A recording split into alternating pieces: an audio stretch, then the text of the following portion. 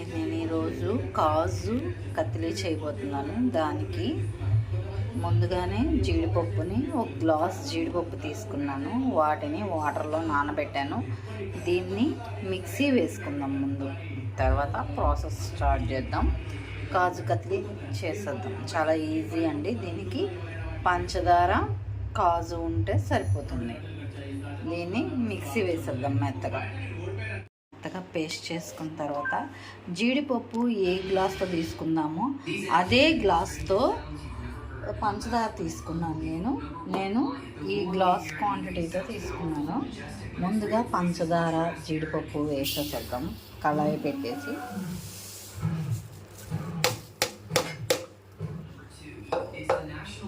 ఇప్పుడు పేస్ట్ చేసుకున్న జీడిపప్పు కూడా వేసేద్దాం. జీడిపప్పు పేస్ట్ని వేసేద్దాం. వేసి తిప్పుతూ ఉంటే స్వీట్ అయ్యే వరకు, రెడీ అయ్యే వరకు తిప్పుతూ ఉన్నాం. దీంట్లో జీడిపప్పు పేస్ట్ కూడా వేసేద్దాం. రెండు వేసేసి ఇలా జీడిపప్పు పేస్ట్ కూడా వేసేసేసి తిప్పుతూ ఉంటాము.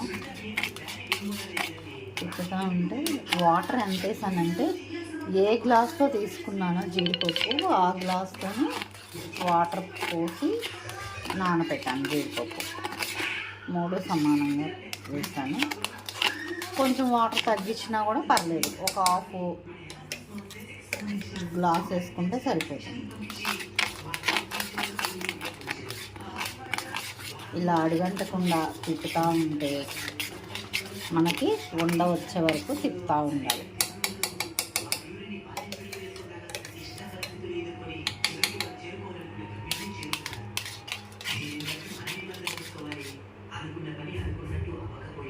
తిప్పుతూ ఉన్నాము చిక్కపడే వరకు,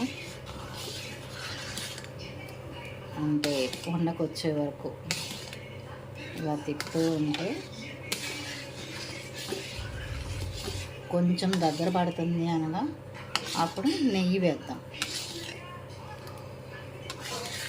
చాలా ఈజీ ప్రాసెస్, కాకపోతే లేట్ పడుతుంది అది చిక్కబడే వరకు.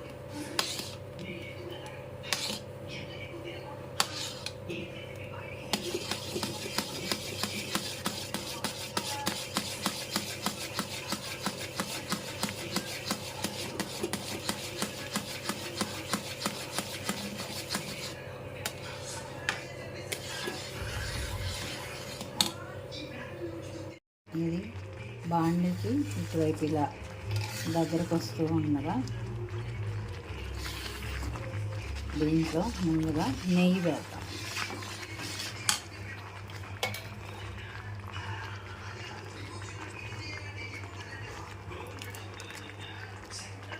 కొంచెం నెయ్యి వేస్తే సరిపోతుంది. అందరూ నేను సమానంగా నెయ్యి వేయట్లేదు.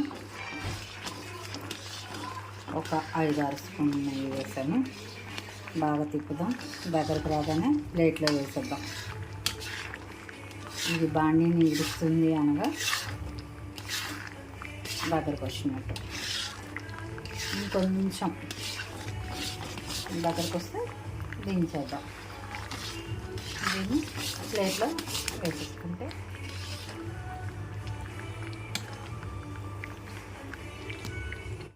ఇది ఇలా తిప్పుతూ ఉంటే గరిట తిరగలేనంత దగ్గరకు వచ్చేసిందంటే ఇది రెడీ అయిపోయినట్టు. చూసారా, బాండీ ఇట్లా అంటే బాండీని వదిలేస్తుంది అంటే ఇది దగ్గరకు వచ్చినట్టు. బాగా మనకి గరిటకే తెలిసిపోతుందండి టైట్నెస్ వచ్చింది అని. ఇంకొంచెం టైట్నెస్ వస్తే ఒక ప్లేట్కి ఆయిల్ రాసుకొని దాంట్లో వేసేద్దాం. చూసారా, గరిట అసలు తిరగట్లేదు. బాగా టైట్నెస్ వచ్చింది.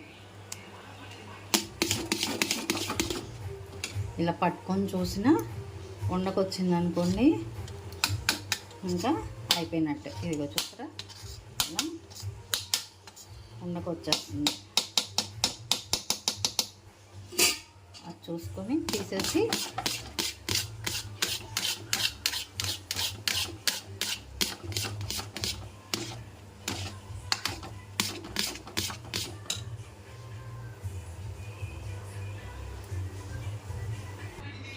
ఇలా దగ్గరకు వచ్చేసిన తర్వాత అంటే చూడండి గరిట అనేది తిరగట్లేదు. దగ్గరకు వచ్చేసిన తర్వాత ఓ ప్లేట్కి నెయ్యి రాసేసి దాన్ని దీంట్లో వంపేసేసి ఫ్లాట్ చేసేద్దాం.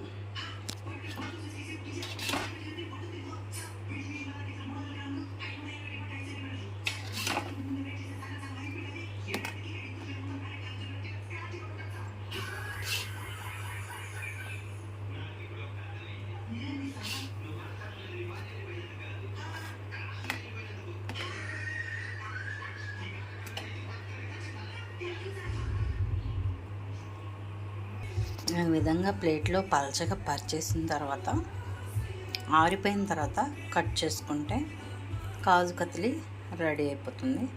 ఆరిన తర్వాత కట్ చేద్దాం.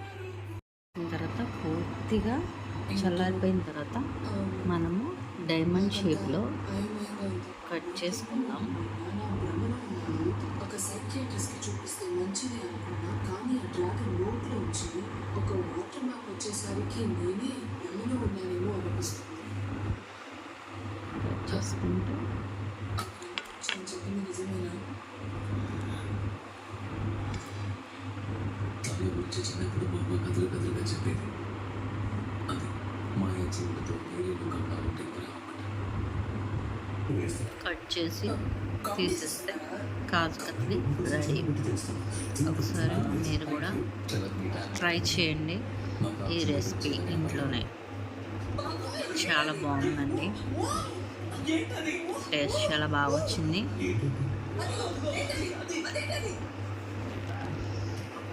Okay, thank you. Like, share, subscribe.